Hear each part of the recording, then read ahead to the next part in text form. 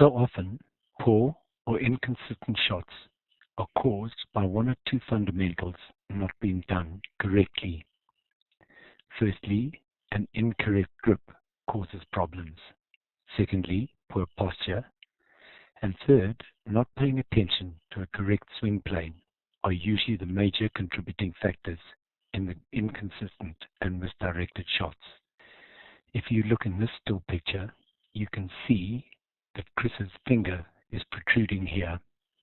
And if one goes back to the video I did on the grip, you will see immediately that if you look at the back fingers there, that they are across the mallet and not with the mallet. Okay, so the most important thing for me is that these two knuckles are on top of the mallet. If you look, there's a ridge down the top of the mallet where it bends to go down. Okay, that ridge, this knuckle here needs to be on top of that ridge, and this knuckle needs to be just below it so that the finger is wrapping around like that. A really easy way to do it is to make sure that your fingers and hands are running with the mallet like this. Put that knuckle on top of the mallet and then take the grip. Because what that will mean is that that mallet from the front hangs absolutely below my arm. If you allow this knuckle to slide off round the side like that, immediately you see this finger protrude. When this finger protrudes, these three fingers of your hand have gone from with the shaft to across the shaft. And what happens then is you see I cannot get the mallet below my shoulder. It's not a pendulum anymore.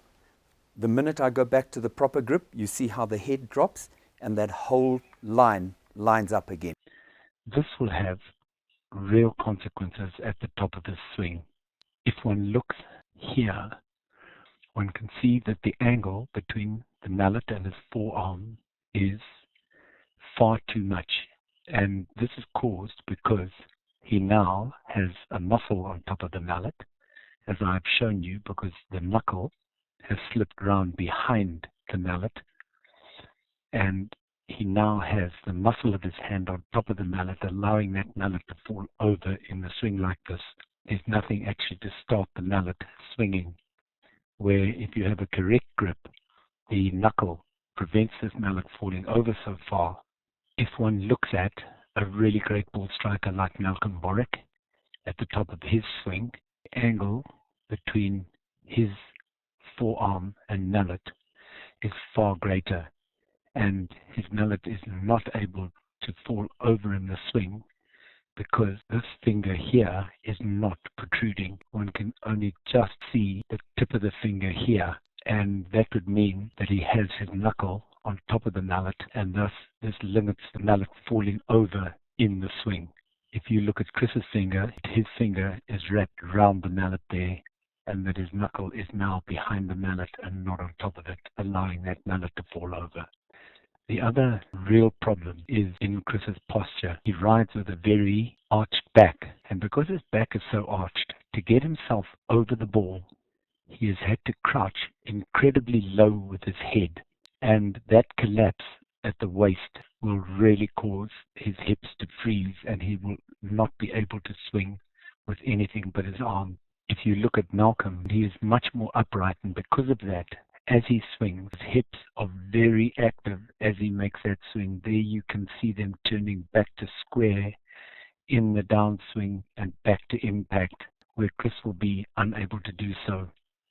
And you can see also that everything in Malcolm's swing is balanced on top of the horse. You will see that with Chris, he is way out over the ball and unable to balance himself. The other problem that I've referred to is a poor swing plane. There you can see the start of his swing, and as he takes the mallet back, watch his elbow drag round behind him. And because of that, he pulls the mallet in way over the top of the horse, out of the swing plane.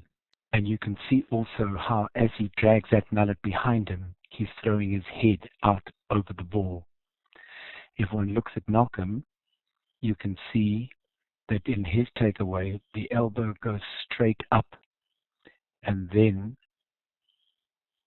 extends his arm, and that puts the mallet in a fantastic position to swing straight down to the ball in a beautiful arc, straight down to the ball. If you watch Chris's arc, it will always go from inside to outside and across, and he will always hit that ball right because of that, unless he adjusts with his wrist at the bottom to drag that ball left.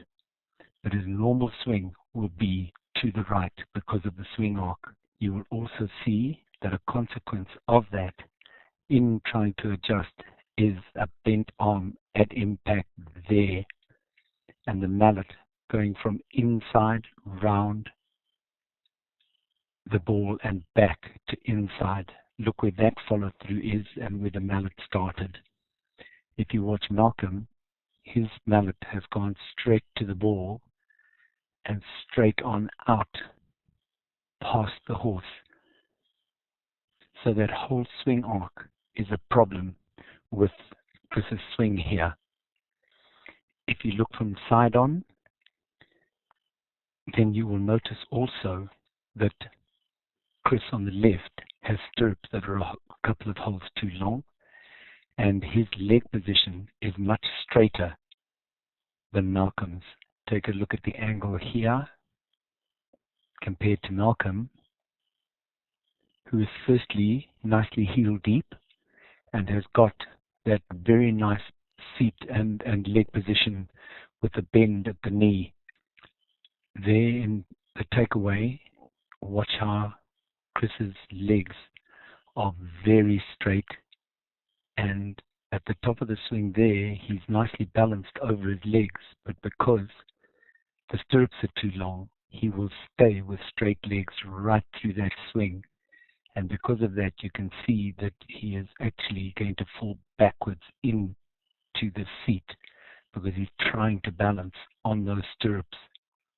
If you watch Malcolm on the right-hand side here,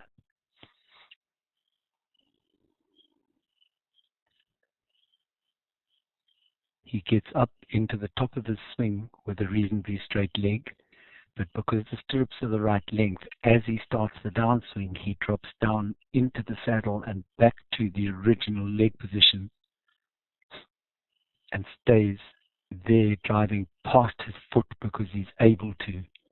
And at the same point here, you can see that his legs are back to the original shape of his legs, but he's driving past his foot, where Christopher on the left has got very little leg bend here. So one can see that an accumulation of small problems leads to real inconsistencies when one is hitting the ball. And one needs to pay attention to stirrup length, posture, grip, and swing plane.